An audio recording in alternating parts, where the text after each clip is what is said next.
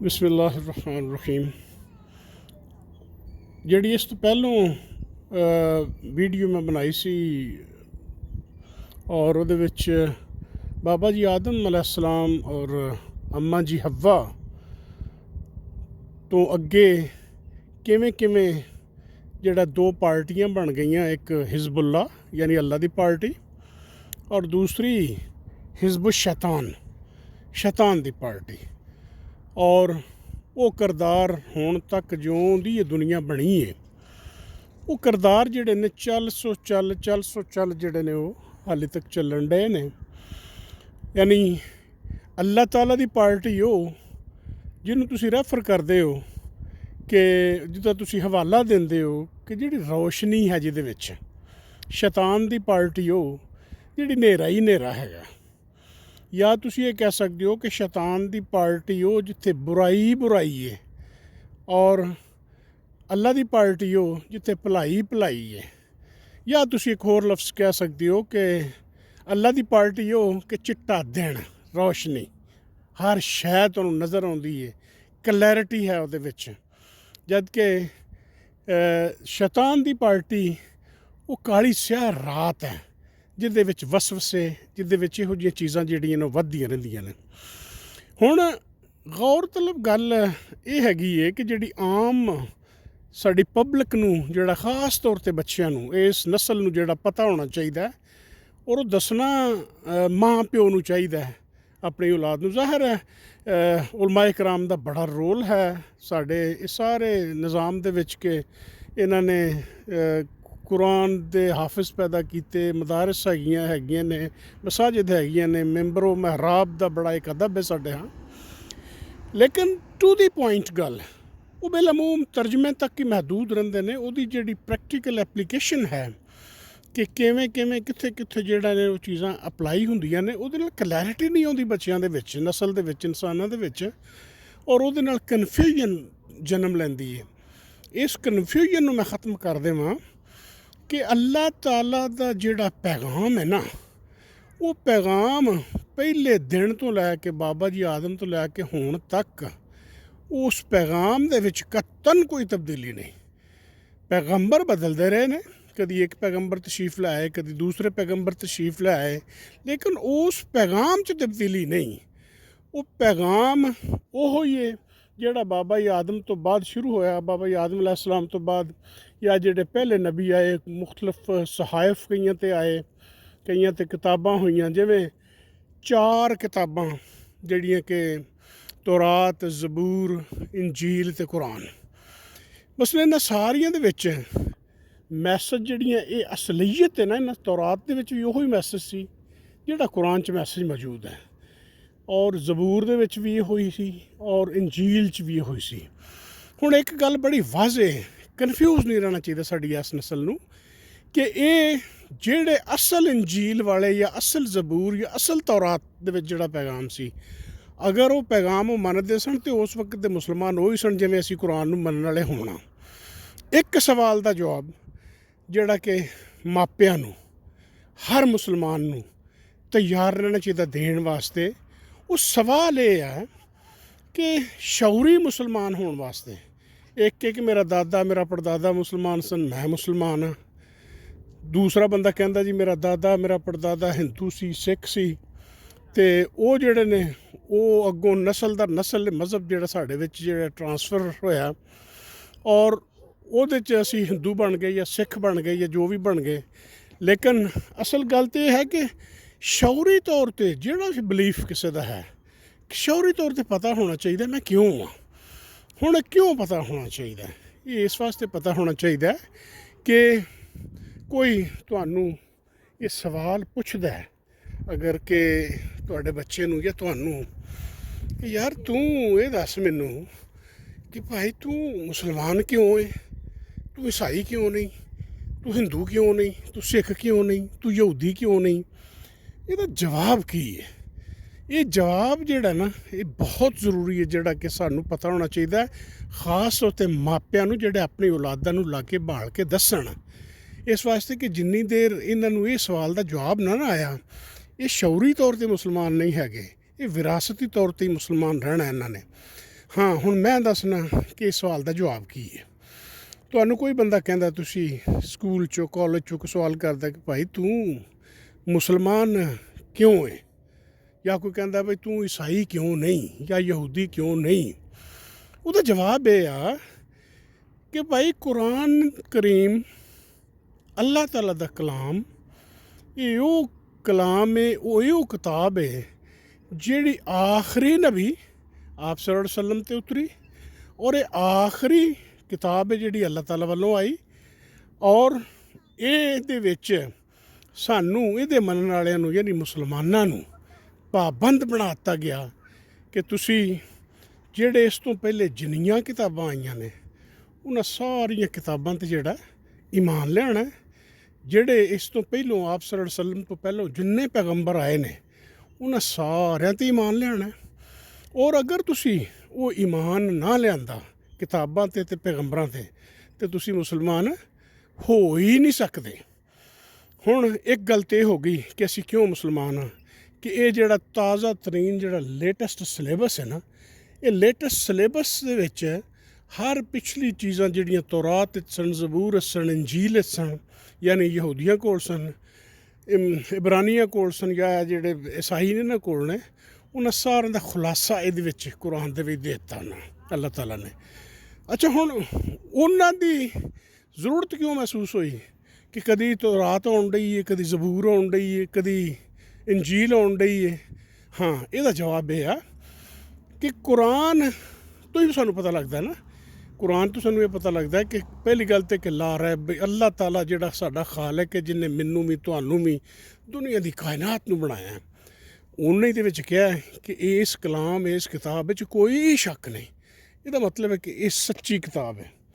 ਅਗਰ ਇਹ ਸੱਚੀ ਕਿਤਾਬ ਹੈ ਔਰ ਜਿਹੜੀ ਕਿ ਹੈ ਅੱਲਾਹ ਤਾਲਾ ਨੇ ਖਾਲਕ ਨੇ ਸਾਨੂੰ ਕਿਹਾ, ਔਰ ਉਹਦਾ ਸਬੂਤ ਵੀ ਮੈਂ ਤੁਹਾਨੂੰ ਦੇਣਾ ਵੀ ਇਹ ਸੱਚੀ ਕਿਤਾਬ ਕਿਵੇਂ ਹੈ। ਇੱਕ ਤਾਂ ਰੱਬ ਨੇ ਕਿਹਾ, ਦੂਸਰਾ ਦੁਨੀਆ ਦੀ ਕੋਈ ਐਸੀ ਕਿਤਾਬ ਨਹੀਂ ਜਿਹੜੀ ਏਡੀ ਜ਼ਖੀਮ ਜਲਦ, ਇੰਨੇ ਅਲਫਾਜ਼, ਇੰਨੇ ਸਫੇ, ਏਡੀ ਵੱਡੀ ਕਿਤਾਬ ਹੋਵੇ ਔਰ ਇੱਕ ਲਫ਼ਜ਼ ਦਾ ਇਹ ਜਿਹੜੇ ਹਾਫਿਜ਼ ਨੇ ਕੁਰਾਨ ਦੇ ਉਹਨਾਂ ਦੇ ਸੀਨਿਆਂ ਵਿੱਚ ਮਹਿਫੂਜ਼ ਹੋਵੇ। ਹੁਣ ਇਹਨੂੰ ਬਦਲਣ ਦੀ ਜ਼ਰੂਰਤ ਇਸ ਵਾਸਤੇ ਪੇਸ਼ ਆਈ ਕਿ ਮਿਸਾਲ ਦੇ ਤੌਰ 'ਤੇ ਤੌਰਾਤ ਆਈ, ਉਹ ਆਪਣੀ ਅਸਲੀ ਹਾਲਤ ਦੇ ਵਿੱਚ ਉਹ ਜਿਹੜਾ ਮਸਲਾ ਹਜ਼ਰਤ ਮੂਸਾ अलैहि सलाम 'ਤੇ ਉਤਰੀ। ਹੁਣ ਉਹ ਅਸਲੀ ਹਾਲਤ ਦੇ ਵਿੱਚ ਜਿਹੜਾ 100 ਸਾਲ, ਜਦੋਂ ਹਜ਼ਰਤ ਮੂਸਾ अलैहि सलाम ਆਏ ਤਾਂ ਉਸ ਤੋਂ ਬਾਅਦ 100 ਸਾਲ 200 ਸਾਲ 300 ਸਾਲ 400 ਸਾਲ ਜਿੰਨਾ ਟਾਈਮ ਹੀ ਉਹ ਲੰਘਦਾ ਰਿਹਾ ਵਕਤ ਗੁਜ਼ਰਨ ਦੇ ਨਾਲ ਉਹਦੇ ਵਿੱਚ ਹੁਣ ਅਗਰ ਅੱਜ ਵੀ ਅਸੀਂ ਵੇਖੀਏ ਨਾ ਕਿ 25-30 ਕਿਲੋਮੀਟਰ ਦਾ ਪੈਂਡਾ ਕਰ ਲਈਏ, 100 ਕਿਲੋਮੀਟਰ ਦਾ ਕਰ ਲਈਏ, ਤੇ ਸਾਨੂੰ ਸੁਨਾਹ ਦੇਣ ਵਾਲੇ ਜਿਹੜੇ ਨਾ ਜਿਵੇਂ ਜਿਵੇਂ ਦੂਰ ਹੁੰਦੇ ਨੇ ਤੇ ਸੁਨਾਹ ਹੀ ਬਦਲਦਾ ਜਾਂਦਾ ਹੈ, ਜਿਹੜਾ ਅਸਲ ਪੈਗਾਮ ਹੈ ਉਹ ਜ਼ਾਇਆ ਹੁੰਦਾ ਜਾਂਦਾ ਹੈ। ਔਰ ਚੂੰਕਿ ਉਦੋਂ ਕੋਈ ਗਰੰਟੀ ਇਹੋ ਜਿਹੀ ਨਹੀਂ ਸੀ ਹੈਗੀ, ਜਿਹੜੇ ਤੌਰਾਤ ਦੇ ਆਲਮ ਸਨ ਜਿਵੇਂ ਅੱਜ ਕੱਲ੍ਹ ਕੁਰਾਨ ਦੇ ਆਲਮ ਨੇ, ਉਹ ਤੌਰਾਤ ਦੇ ਵੀ ਜਿਹੜੇ ਆਲਮ ਸਨ ਨਾ ਉਹਨਾਂ ਨੇ ਅਗਰ ਕੋਈ 1000 ਕਿਲੋਮੀਟਰ 500 ਕਿਲੋਮੀਟਰ ਦੂਰ ਹੈ, ਉਹਦੀ ਇੰਟਰਪ੍ਰੀਟੇਸ਼ਨ, ਉਹਦੀ ਸਮਝ ਸੁਨਾਹ ਦੀ ਜਿਹੜੀ ਤੌਰਾਤ ਦੀ ਉਹ ਬਦਲਦੀ ਗਈ, ਤੌਰਾਤ ਦੇ ਵਿੱਚ ਤਹਰੀਫ ਹੋ ਗਈ। ਇਸੇ ਤਰ੍ਹਾਂ ਬਾਕੀ ਕਿਤਾਬਾਂ ਨਾਲ ਵੀ ਹੋਇਆ, ਵਕਤ ਗੁਜ਼ਰਨ ਦੇ ਨਾਲ ਇਹਨਾਂ ਦੀ ਤਹਰੀਫ ਹੁੰਦੀ ਰਹੀ।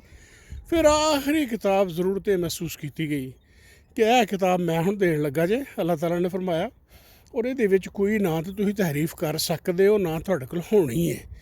ਇਹਦੇ 'ਚ ਹੁਣ ਤੁਸੀਂ ਤੁਹਾਡੇ ਸਾਹਮਣੇ ਆ ਕਿ ਇਹਦੇ ਵਿੱਚ ਤਹਰੀਫ ਦੀ ਗੁੰਜਾਇਸ਼ ਕਿਉਂ ਨਹੀਂ, ਲੇਕਿਨ ਫਿਰ ਫਿਰਕਾ ਪ੍ਰਸਤੀ ਇਹਦੇ 'ਚ ਵੀ ਆ ਗਈ ਹੈ ਕਿ ਲੋਕਾਂ ਨੇ ਇਹਨਾਂ ਨੂੰ ਵੀ ਕੋਈ ਕਿਸੇ ਮਸਲਕ ਦਾ ਫਿਰਕੇ ਦਾ ਬਣ ਗਿਆ, ਕੋਈ ਕਿਸੇ ਦਾ ਬਣ ਗਿਆ, ਲੇਕਿਨ ਉਹ ਸਾਰੇ ਵੀ ਬਣ ਜਾਣ, ਲੇਕਿਨ ਹਫਾਜ਼ ਦੇ ਸੀਨਿਆਂ ਵਿੱਚ ਮਹਿਫੂਜ਼ ਹੈ। ਉਹਦੀ ਇੰਟਰਪ੍ਰੀਟੇਸ਼ਨ ਨੇ ਜੋ ਮਰਜ਼ੀ ਕਰਦੇ ਰਹਿਣ, ਆਪਣੇ ਜਿਹੜੇ ਮਸਾਲਕ ਵਾਲੇ ਨੇ, ਫਿਰਕੇ ਵਾਲੇ ਨੇ ਕਿ ਨਹੀਂ ਇਹ ਕੁਰਾਨ ਦਾ ਤਰਜਮਾ ਆ ਹੈ, ਇਸ ਆਇਤ ਦਾ ਤਰਜਮਾ ਆ ਹੈ, ਲੇਕਿਨ ਜਿਹੜਾ ਅਸਲ ਪੈਗਾਮ ਹੈ ਨਾ ਉਹ ਅੱਜ ਵੀ ਇਹਨਾਂ ਹਫਾਜ਼ ਦੇ ਮਹਿਫੂਜ਼ ਸੀਨਿਆਂ ਦੇ ਵਿੱਚ। ਔਰ ਵਕਤ ਗੁਜ਼ਰਨ ਦੇ ਨਾਲ ਕਦੀ ਤਾਂ ਹਜ਼ਾਰਾਦਾਰੀ ਹੁੰਦੀ ਸੀ ਕਿ ਮੀਡੀਆ ਜਦੋਂ ਜਿਹੜਾ ਉਹ ਸਿਰਫ ਕੰਟਰੋਲ ਹੀ ਚੰਦ ਤੱਕ ਲੋਕਾਂ 'ਤੇ ਹੁੰਦਾ ਸੀ। ਹੁਣ ਜਿਉਂ ਦਾ ਸੋਸ਼ਲ ਮੀਡੀਆ ਆਇਆ ਤੇ ਮਨਫੀ ਅਸਰਾਤ ਤੇ ਹੋਣਗੇ, ਲੇਕਿਨ ਇਹ ਅੱਲਾਹ ਤਾਲਾ ਦੀ ਬਹੁਤ ਬੜੀ ਹਕਮਤ ਹੈ ਕਿ ਹੁਣ ਹਰ ਬੰਦਾ ਮਾੜਾ ਚੰਗਾ ਉਹ ਤਮਾਮ ਹੁਜਤ ਉੱਤੇ ਹੋ ਗਿਆ ਕਿ ਜੀ ਮੈਨੂੰ ਸੁਨਾਹ ਨਹੀਂ ਸੀ ਮਿਲਿਆ ਅੱਲਾਹ ਦਾ ਸੁਨਾਹ ਦਸਤਿਆਬ ਹੈ। ਔਰ ਹਰ ਜ਼ੁਬਾਨ 'ਚ, ਦੁਨੀਆ ਦੀ ਕੋਈ ਐਸੀ ਜ਼ੁਬਾਨ ਨਹੀਂ ਜਿਹਦੇ ਵਿੱਚ ਕੁਰਾਨ ਦਾ ਤਰਜਮਾ ਮੌਜੂਦ ਨਾ ਹੋਵੇ। ਲਿਹਾਜ਼ਾ ਪਹਿਲਾ ਪੁਆਇੰਟ ਇਹ ਕਿ ਇਹ ਸਮਰੀ ਹੈ ਕੁਰਾਨ ਦੀ।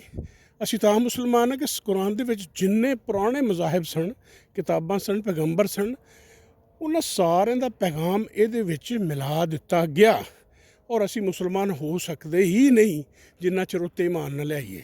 ਦੂਸਰੀ ਗੱਲ ਕਿ ਇਹ ਵਾਹਿਦ ਕਿਤਾਬ ਰਹਿ ਗਈ ਜਿਹਦੇ 'ਚ ਸੱਚਾਈ ਮੌਜੂਦ ਹੈ ਔਰ ਜਿਹਦੀ ਹਿਫਾਜ਼ਤ ਕਰਨ ਦੇ ਨੇ ਅੱਲਾਹ ਤਾਲਾ ਬਜ਼ਾਤੇ ਖੁਦ, ਔਰ ਉਹਦਾ ਸਬੂਤ ਹਫਾਜ਼ ਦੀ ਸ਼ਕਲ ਤੁਹਾਡੇ ਸਾਹਮਣੇ ਆ। ਹੁਣ ਇਹ ਸਾਰੀਆਂ ਚੀਜ਼ਾਂ ਇਹ ਵੀ ਤੈਅ ਹੈ ਕਿ ਪੈਗੰਬਰ ਵੀ ਆਖਰੀ ਨੇ, ਕਿਤਾਬ ਵੀ ਆਖਰੀ ਹੈ। ਹੁਣ ਤਾਂ ਕਿਆਮਤ ਜਿੰਨੀ ਦੇਰ ਇਹ ਲੋਕ ਰੋਜ਼ੇ ਮਹਿਸ਼ਰ ਬਰਪਾ ਨਹੀਂ ਹੋਣਾ, ਕਿਆਮਤ ਨਹੀਂ ਆਉਣੀ, ਉਨੀ ਦੇਰ ਹੋਰ ਨਾ ਕੋਈ ਕਿਤਾਬ ਆਉਣੀ ਹੈ ਅਤੇ ਨਾ ਕੋਈ ਹੋਰ ਨਬੀ ਆਉਣਾ। ਅਤੇ ਜਦੋਂ ਅਸੀਂ ਇਹ ਗੱਲ 'ਤੇ ਪਹੁੰਚ ਜਾਂਦੇ ਹਾਂ ਫਿਰ ਅੱਲਾਹ ਤਾਲਾ ਨੇ ਸਾਡੇ ਕੋਈ ਫਰਾਇਜ਼ ਸਾਡੇ 'ਤੇ ਕੀਤਾ ਗਿਆ ਤੁਸੀਂ ਵੀ ਇਹ ਕੰਮ ਕਰਨਾ ਹੈ। ਔਰ ਉਹ ਇਹਨੂੰ ਉਮਤ ਵਸਤ ਤਾਂ ਹੀ ਕਹਿੰਦੇ ਨੇ ਕਿ ਤੁਸੀਂ ਮੇਰਾ ਸੁਨਾਹ ਅੱਗੇ ਪਹੁੰਚਾਉਣਾ ਹੈ। ਹੁਣ ਸੁਨਾਹ ਪਹੁੰਚਾਉਣ ਦਾ ਜਿਹੜਾ ਤਰੀਕਾ ਹੈ ਉਹ ਬੜਾ ਜੈਨੂਨ ਤਰੀਕਾ ਹੈਗਾ ਕਿ ਤੁਸੀਂ ਕੁਰਾਨ ਤੋਂ ਹਦਾਇਤ ਲਓ, ਮੋਸਟ ਅਥੈਂਟਿਕ ਸੋਰਸ ਕੁਰਾਨ। ਔਰ ਅੱਗੋਂ ਅਹਾਦੀਸ ਜਿਹੜੀਆਂ ਇਹਨਾਂ ਦੇ 'ਚ ਵੀ ਕੋਈ ਜ਼ਈਫ ਹੋ ਸਕਦੀਆਂ ਨੇ, ਕੋਈ ਜ਼ਈਫ ਨਹੀਂ ਹੋ ਸਕਦੀਆਂ, ਮੁਤਫਕ ਅਲੈਗ ਬੜੀਆਂ ਨੇ। ਤੁਸੀਂ ਹੱਤੁਲ ਵਸਾ ਕੋਸ਼ਿਸ਼ ਕਰੋ, ਕਿਉਂਕਿ ਕੁਰਾਨ ਦੀ ਸਾਰੀ ਸਮਝ ਆਪ ਸੱਲੱਲਾਹੁ ਅਲੈਹਿ ਵਸੱਲਮ ਨੂੰ ਸੀ। ਆਪ ਸੱਲੱਲਾਹੁ ਅਲੈਹਿ ਵਸੱਲਮ ਦਾ ਕੋਈ ਕੌਲ, ਆਪ ਸੱਲੱਲਾਹੁ ਅਲੈਹਿ ਵਸੱਲਮ ਦੀ ਕੋਈ ਹਦਾਇਤ, ਆਪ ਸੱਲੱਲਾਹੁ ਅਲੈਹਿ ਵਸੱਲਮ ਦਾ ਕੋਈ ਉਸਵਾ ਹਸਨਾ ਸਵਾਲ ਹੀ ਪੈਦਾ ਨਹੀਂ ਹੁੰਦਾ ਕਿ ਉਹ ਕੁਰਾਨ ਤੋਂ ਹਟ ਕੇ ਹੋਵੇ। ਇਸ ਵਾਸਤੇ ਹਦੀਸ ਤੁਹਾਨੂੰ ਜਿਹੜੀ ਲੱਭੇ ਉਹਨੂੰ ਕੋਸ਼ਿਸ਼ ਕਰੋ ਉਹਦਾ ਅਸਲ ਤਲਾਸ਼ ਕਰਨ ਦੀ, ਕਿਹੜੇ ਮੌਕੇ 'ਤੇ ਕਿਹੜੀ ਗੱਲ ਹੋਈ, ਇਹ ਕੁਰਾਨ ਦੀ ਸੂਰਤ ਹਾਲ ਕਿਹੜਾ ਕੀ ਸੀ ਉਦੋਂ, ਉਸ ਕੁਰਾਨ ਦੀ ਸੂਰਤ ਦਾ, ਉਸ ਕੁਰਾਨ ਜਿਹੜਾ ਉਹਦਾ ਸ਼ਾਨ ਨਜ਼ੂਰ ਉਸ ਸੂਰਤ ਦਾ ਕੀ ਸੀ। ਜਦੋਂ ਤੁਸੀਂ ਆਪਣੇ ਬੱਚਿਆਂ ਨੂੰ ਜਾਂ ਖੁਦ ਇਹਦੀ ਤਿਆਰੀ ਰੱਖੋਗੇ ਨਾ ਕਿ ਮੈਂ ਮੁਸਲਮਾਨ ਕਿਉਂ ਹਾਂ, ਮੈਂ ਈਸਾਈ ਜਾਂ ਯਹੂਦੀ ਜਾਂ ਸਿੱਖ ਜਾਂ ਹਿੰਦੂ ਕਿਉਂ ਨਹੀਂ, ਇਹ ਇੰਨਾ ਵੱਡਾ ਜਵਾਬ ਹੈ ਕਿ ਤੁਹਾਨੂੰ ਸ਼ਊਰੀ ਤੌਰ 'ਤੇ ਤੁਸੀਂ ਵੀ ਅਤੇ ਤੁਹਾਡੀਆਂ ਔਲਾਦਾਂ ਇਹ ਮੁਸਲਮਾਨ ਬਣ ਜਾਣਗੀਆਂ। ਇਸ ਵੇਲੇ ਅਸੀਂ ਅਤੇ ਸਾਡੀਆਂ ਔਲਾਦਾਂ ਸ਼ਊਰੀ ਮੁਸਲਮਾਨ ਨਹੀਂ। ਅਸੀਂ ਜਿਵੇਂ ਜ਼ਮੀਨ ਸਾਨੂੰ ਮਿਰਾਸ 'ਚ ਮਿਲਦੀ ਹੈ ਨਾ, ਇਹ ਦੀਨ ਵੀ ਸਾਨੂੰ ਮਿਰਾਸ 'ਚ ਮਿਲਿਆ। ਮੇਰਾ ਪਿਓ ਮੁਸਲਮਾਨ, ਮੇਰਾ ਦਾਦਾ ਮੁਸਲਮਾਨ, ਮੇਰਾ ਪੜਦਾਦਾ ਮੁਸਲਮਾਨ। ਉਹ ਗੱਲ ਤਾਂ ਠੀਕ ਹੈ, ਇਹ ਬੜਾ ਅੱਲਾ ਦਾ ਇਨਾਮ ਹੈ ਕਿ ਮੇਰਾ ਦਾਦਾ ਵੀ ਮੁਸਲਮਾਨ ਸੀ, ਮੇਰਾ ਪਿਓ ਵੀ ਮੁਸਲਮਾਨ ਸੀ, ਸਾਰੇ ਹੀ ਠੀਕ ਹੈ। ਲੇਕਿਨ ਇਸ ਇਨਾਮ ਦਾ ਇਹ ਫਾਇਦਾ ਆਪਣਾ ਇਹ ਜਿਹੜਾ ਗੱਲ ਗਲਤ ਹੈ ਕਿ ਅਸੀਂ ਇਹਦਾ ਫਾਇਦਾ ਉਠਾਉਂਦਿਆਂ ਹੋਈਏ ਕਰੀਏ ਕੁਝ ਨਾ। ਅਸੀਂ ਕੁਰਾਨ ਆ ਗਿਆ ਨਾ ਅਤੇ ਅਸੀਂ ਅਗਰ ਇਹ ਮਹਿਸੂਸ ਕਰਨੇ ਹਾਂ ਕਿ ਕਲਮਾ ਪੜ੍ਹ ਕੇ ਅਤੇ ਅਸੀਂ ਹੁਣ ਕੁਰਾਨ ਦੀ ਹਦਾਇਤ ਸਾਡੇ 'ਤੇ ਲਾਗੂ ਨਹੀਂ ਹੁੰਦੀਆਂ। ਕੁਰਾਨ ਜਿੱਥੇ ਜਿੱਥੇ ਵਾਰਨਿੰਗ ਦਿੰਦਾ ਉਹ ਸਾਡੇ 'ਤੇ ਲਾਗੂ ਨਹੀਂ ਹੁੰਦਾ, ਕਿਉਂਕਿ ਅਸੀਂ ਕਲਮਾ ਪੜ੍ਹ ਲਿਆ। ਕਲਮਾ ਭਾਈ ਜੀ ਅਮਲ ਦਾ ਨਾਂ ਹੈ। ਕਲਮਾ ਜ਼ੁਬਾਨੀ ਮੂੰਹ 'ਚੋਂ ਪੜ੍ਹ ਲੈਣਾ, ਦਿਲ ਤੋਂ ਤਸਦੀਕ ਕਰ ਲੈਣਾ ਨਹੀਂ, ਇਹ ਰਾਹ ਅਮਲ ਹੈ। ਇਹ 'ਤੇ ਅਮਲ ਕਰੋਗੇ ਅਤੇ ਤੁਸੀਂ ਪ੍ਰੋਪਰ ਮੁਸਲਮਾਨ ਹੋ। ਨਹੀਂ ਤਾਂ ਜਿਹੜੀ ਵਾਰਨਿੰਗਸ ਅੱਲਾਹ ਤਾਲਾ ਫਰਮਾਉਂਦੇ ਨੇ ਨਾ ਕਿ ਦੂਸਰੇ ਲੋਕਾਂ ਵਾਸਤੇ ਨੇ ਜਿਨ੍ਹਾਂ ਕਲਮਾ ਨਹੀਂ ਪੜ੍ਹਿਆ, ਔਰ ਕਲਮਾ ਤੁਹਾਡੇ ਵਾਸਤੇ ਵੀ ਉਨੀ ਵਾਰਨਿੰਗਸ ਹੈਗੀਆਂ ਨੇ ਕਿ ਤੁਸੀਂ ਇਹਦੇ 'ਤੇ ਅਗਰ ਬਾਜ਼ਾਬਤਾ ਇਸ ਰਾਹ ਅਮਲ 'ਚ ਨਹੀਂ ਨਿਕਲਦੇ। ਤੇ ਹੁਣ ਇਸ ਸਵਾਲ ਦਾ ਜਵਾਬ ਤੁਸੀਂ ਤਿਆਰ ਕਰ ਲਓ, ਬੱਚਿਆਂ ਨੂੰ ਵੀ ਪੜ੍ਹਾ ਦਿਓ। ਕੱਲ੍ਹ ਨੂੰ ਸਕੂਲ ਵਿੱਚ ਕਾਲਜ 'ਚ ਇਹਨਾਂ ਨੂੰ ਕੋਈ ਪੁੱਛਦਾ ਓਏ ਆਹੋ ਯਾਰ ਤੂੰ ਕੀ ਹੈ ਮੁਸਲਮਾਨ ਹੈ ਅਤੇ ਕਿਉਂ ਹੈ, ਉਹਦਾ ਜਵਾਬ ਤਾਂ ਦੇਣ ਜੋਗੇ ਹੋਣ। ਫਿਰ ਮਾਡਰਨ ਜਦੀਦ ਦੌਰ ਦੀ ਦੁਨੀਆ ਵਿੱਚ ਤੁਸੀਂ ਵੇਖੋ ਨਾ, ਤੁਹਾਡਾ ਇੱਕ ਪ੍ਰੋਡਕਟ ਹੈ, ਤੁਹਾਡਾ ਇੱਕ ਬ੍ਰਾਂਡ ਹੈ ਇਸਲਾਮ। ਇਹਦੇ ਮੁਕਾਬਲੇ 'ਚ ਕਿਹੜੇ ਬ੍ਰਾਂਡ ਨੇ? ਇੱਕ ਜੀ ਈਸਾਈਅਤ ਹੈ, ਇੱਕ ਜੀ ਯਹੂਦੀਅਤ ਹੈ, ਇੱਕ ਜੀ ਹਿੰਦੂ ਨੇ, ਇੱਕ ਜੀ ਸਿੱਖ ਨੇ, ਕੋਈ ਵੀ ਮਜ਼ਹਬ ਨੇ, ਜਾਂ ਇੱਕ ਬੁੱਧਿਜ਼ਮ ਹੈਗਾ। ਹੁਣ ਉਹ ਵੀ ਪ੍ਰੋਡਕਟ ਹੈਗੇ ਨੇ, ਤੁਹਾਡਾ ਵੀ ਪ੍ਰੋਡਕਟ ਹੈ। ਤੁਹਾਡੇ ਪ੍ਰੋਡਕਟ ਦੇ ਬੈਕ 'ਤੇ ਇਤਨੀ ਬੜੀ ਤਾਕਤ ਹੈ ਕਿ ਅੱਲਾਹ ਤਾਲਾ ਨੇ ਗਰੰਟੀ ਦੇ ਦਿੱਤੀ ਕਿ ਇਹਦੀ ਹਿਫਾਜ਼ਤ ਮੈਂ ਕੀਤੀ ਹੈ। ਇਹਦਾ ਜੀਂਦਾ ਜਾਗਦਾ ਸਬੂਤ ਹੈ। ਨਾ ਕਿਸੇ ਨੇ ਗੀਤਾ ਜ਼ਬਾਨੀ ਯਾਦ ਕੀਤੀ, ਨਾ ਤੌਰਾਤ ਕੀਤੀ, ਨਾ ਜ਼ਬੂਰ ਕੀਤੀ, ਨਾ ਇੰਜੀਲ ਕੀਤੀ। ਅਤੇ ਇਹ ਅੱਲਾਹ ਤਾਲਾ ਨੇ ਇਹ ਤਾਕਤ ਦਿੱਤੀ ਇਹਨਾਂ ਨੂੰ, ਸਾਡੇ ਆਪਣਾ ਹਫਾਜ਼ ਕਰਾਮ ਨੂੰ ਅੱਲਾਹ ਤਾਲਾ ਦੀ ਮਸ਼ੀਅਤ ਦੇ ਨਾਲ, ਉਹਦੇ ਇਜਾਜ਼ਤ ਦੇ ਨਾਲ, ਉਹਦੇ ਹੁਕਮ ਦੇ ਨਾਲ। ਅਤੇ ਜਿਸ ਵੇਲੇ ਇਹ ਹੋ ਗਿਆ ਤੁਹਾਡੇ ਕੋਲ ਬਹੁਤ ਵੱਡਾ ਸਬੂਤ ਇੱਕ ਆ ਗਿਆ ਕਿ ਐਡੀ ਵੱਡੀ ਤਾਕਤ ਹੈ। ਇਹ ਤੁਹਾਨੂੰ ਪ੍ਰੋਡਕਟ ਆਪਣਾ ਜਿਹੜਾ ਨਾ ਇਹਦੇ 'ਤੇ ਤਬਲੀਗ ਕਰਨ ਲਈ, ਇਸ ਪ੍ਰੋਡਕਟ ਨੂੰ ਦੂਸਰਿਆਂ ਨੂੰ ਕਾਇਲ ਕਰਨ ਲਈ ਵੀ ਸਾਡੇ ਪ੍ਰੋਡਕਟ 'ਤੇ ਆਓ, ਤੁਹਾਨੂੰ ਦੂਸਰਿਆਂ ਦੇ ਪ੍ਰੋਡਕਟ ਦੀਆਂ ਕਮਜ਼ੋਰੀਆਂ ਅਤੇ ਉਹਨਾਂ ਦੀ ਸਟਰੈਂਥ ਅਗਰ ਕੋਈ ਹੈ ਨੇ ਤਾਂ ਉਹਨਾਂ ਦਾ ਵੀ ਪਤਾ ਹੋਣਾ ਚਾਹੀਦਾ। ਜਦੋਂ ਤੁਸੀਂ ਇਹ ਜਿਵੇਂ ਡਾਕਟਰ ਜ਼ਾਕਿਰ ਨਾਇਕ ਸਾਹਿਬ ਸਵਾਲ ਹੈ ਜਵਾਬ ਹੈ ਕਰਦੇ ਨਾ, ਔਰ ਉਹ ਉਹਨਾਂ ਨੂੰ ਦੂਸਰੇ ਮਜ਼ਾਹਿਬ ਵਾਲਿਆਂ ਨਾਲ ਲੜਦੇ ਨਹੀਂ, ਉਹਨਾਂ ਨੂੰ ਉਹਨਾਂ ਦੀ ਕਿਤਾਬਾਂ ਵਿੱਚੋਂ ਲੱਭ ਕੇ ਜਵਾਬ ਦੇ ਦਿੰਦੇ ਨੇ, ਉਹ ਕਨਵਿੰਸ ਹੋ ਜਾਂਦੇ ਨੇ। ਇਸ ਵਾਸਤੇ ਸਿਰਫ ਦੀਨ ਪੜ੍ਹਨਾ ਨਹੀਂ, ਬਲਕਿ ਜਿਹੜਾ ਕੰਪੈਰੇਟਿਵ ਰਿਲੀਜਨ ਹੈ ਉਹਨੂੰ ਪੜ੍ਹਨਾ ਵੀ ਜ਼ਰੂਰੀ ਹੈ, ਕਮ ਅਜ਼ ਕਮ ਉਸ ਹੱਦ ਤੱਕ ਕਿ ਜਿਹੜੇ ਬੁਨਿਆਦੀ ਸਾਡੀਆਂ ਚੀਜ਼ਾਂ ਨੇ, ਜਿਵੇਂ ਆ ਮੈਂ ਤੁਹਾਨੂੰ ਸਵਾਲਾਂ ਦੇ ਜਵਾਬ ਦਿੱਤੇ ਨੇ। ਲਓ ਜੀ, ਇਨਸ਼ਾਅੱਲਾ ਫਿਰ ਮਿਲਣੇ ਹਾਂ। ਅਸਲਾਮੁ ਅਲੈਕੁਮ ਵਰਹਿਮਤੁல்லாਹਿ ਵਬਰਕਾਤੁਹੂ।